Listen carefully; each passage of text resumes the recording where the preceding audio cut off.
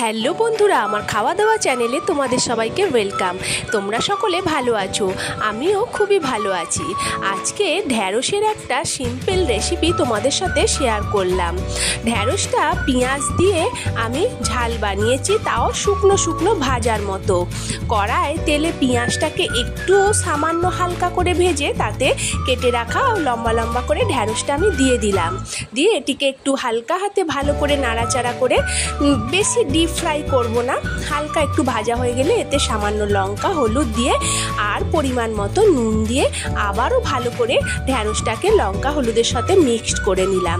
এরপর এতে আমি সামান্য পরিমাণ জল দেবো, কারণ এটা আমি যেহেতু শুকনো শুকনো করব, তাই জলটা বেশি দিলে ঢ্যাঁড়সটা পুরো গলে সেদ্ধ হয়ে যাবে। এরপর আমি এতে দেখো পরিমাণ মতো সামান্য জল দিয়ে ঢাকনা দিয়ে দিলাম।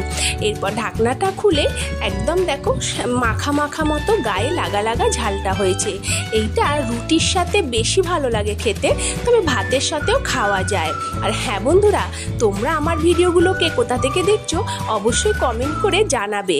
আর ভিডিওগুলো ভালো লেগে থাকলে আমার চ্যানেলটিকে সাবস্ক্রাইব করে দেবে আর লাইক করবে।